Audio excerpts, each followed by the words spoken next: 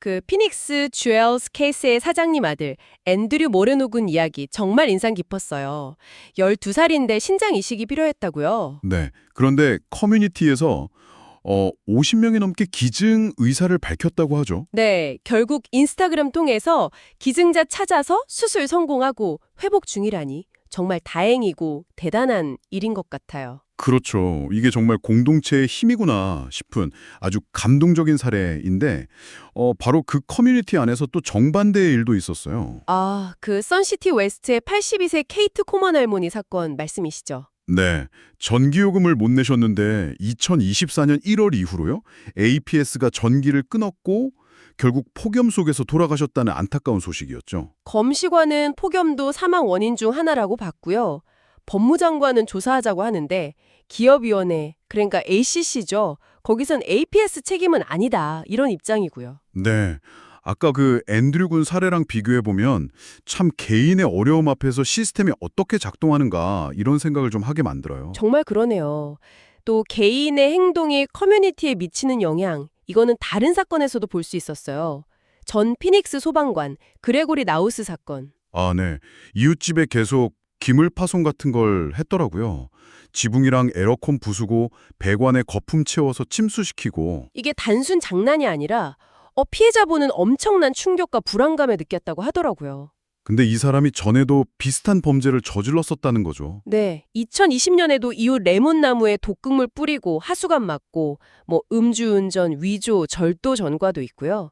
결국 4년 보호관찰 선고받고 소방서에서도 지난 4월에 사임했고요. 참 안타까운 일들이 연달아 있네요. 반면에 정말 영화 같은 행운의 소식도 있었어요. 그 챈들러 사시는 육군 참전 용사 마이클 H씨 이야기죠? 네, 길라 리버 카지노 산탄 마운틴 지점에서 휠 오브 포춘 슬롯머신으로 100만 달러 넘게 정확히 103만 3,590달러 잭팟을 터뜨렸다고요. 그게 길라리버 카지노 역사상 네 번째로 큰 잭팟이라고 하더라고요. 아내분이 가보자고 해서 갔다가 그런 행운을 얻으셨다고. 네, 정말 인생 역전이네요. 자, 이런 개인적인 이야기들을 넘어서 이제 애리조나 전체의 좀 큰 그림, 성장 동력에 대한 이야기도 해보죠. ASU 애리조나 주립대 졸업생 수가 역대 최대라고요. 네, 2025년에 2만 1,000명이 넘게 졸업을 했대요.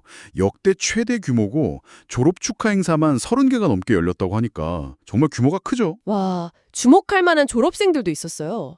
14살에 졸업한 학생도 있고 77세 베트남 참전용사분도 계셨다고 하고. 네, 그리고 온라인 학위 취득자만 해도 약 7,400명이나 된다는 건 ASU의 영향력이 계속 커지고 있다는 걸 보여주는 것 같아요. 공학, 물리과과, 경영순으로 졸업생이 많았다고 하고요. 이런 교육 분야 성장과 함께 지역 개발도 아주 활발하더라고요.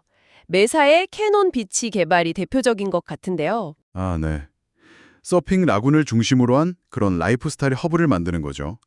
이미 하와이안 그릴, 스무디 가게, 카파, 네일샵 같은 업체들이 11곳 들어섰고요. 내년에는 20개 이상 더 들어올 예정이라니 음식점, 웰니스, 리테일, 정말 복합적인 공간이 되겠네요. 네, 그렇죠.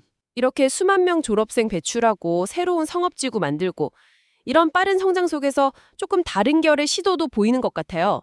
플래그스테프 근처 벨몬트의 맨발 크레일 같은 거요. 아, 그거 재밌겠더라고요. 폰데로사 숲속을 1마일 정도 맨발로 걷는 건데 두 번째 시즌을 시작했다고요. 지압 구간, 감각 구간, 짚라인 같은 것도 보강하고. 네, 매일 관리해서 안전하게 운영한다고 하고요. 계곡 더위 피해서 자연 속에서 좀 다른 경험을 하는 거 이것도 의미 있어 보여요. 맞습니다. 그런 거 하면 NAU, 노던 애리조나 대학에서는 뇌 스캔을 이용해서 불안 치료 연구를 하고 있대요. 오, 뇌 스캔이요? 신경 피드백 기술이라고 하던데요. 네, 뇌의 특정 불안 관련 신경망을 파악해서 예를 들어 팬케이크 같은 긍정적인 연상을 통해 불안을 줄이도록 훈련하는 방식이래요. 6번 정도 세션 후에 거미공포증 환자들이 거미에 노출됐을 때 불안이 확 줄었다고 하고 일반 불안에도 도움이 된다고 하네요. 와, 비침습적인데 효과가 있다니 이거 정말 주목할 만한 혁신인데요. 그렇죠. 근데 이런 혁신적인 연구가 있는 반면에 여전히 우리 안전을 위협하는 문제들도 계속되고 있어요. 그 로맨스 스캠 자금 세탁 사건 같은 거요. 아, 네. 피닉스 사는 킹슬리 이바두어라는 사람이죠. 가짜 이름이랑 위조 여권 써서 은행 계좌 24개 만들어서 피해자들한테 받은 돈 거의 300만 달러를 터키나 나이지리아 같은 곳으로 빼돌렸다고요. 결국 징역 17개월 선고받았다고 하죠. 온라인 금융범죄는 정말 계속 조심해야 할 것 같아요. 네, 맞습니다. 그리고 정책 변화도 하나 있었죠. 리얼 아이디. 맞아요. 리얼 아이디. 2025년 5월 7일부터 이제 시행인데 이게 국내선 항공기 탈 때 필요한 연방 표준 신분증이잖아요. 네. 근데 AADOT, 애리조나 교통부에서는 당장 여행 갈 거 아니면 MVD 방문 너무 서두르지 말라고 하더라고요. 혼잡해질까 봐 그런 거겠죠. 문자나 이메일 스캠도 조심해야 하고요. 이건 반드시 직접 가서 신청해야 하는 거니까요. 네.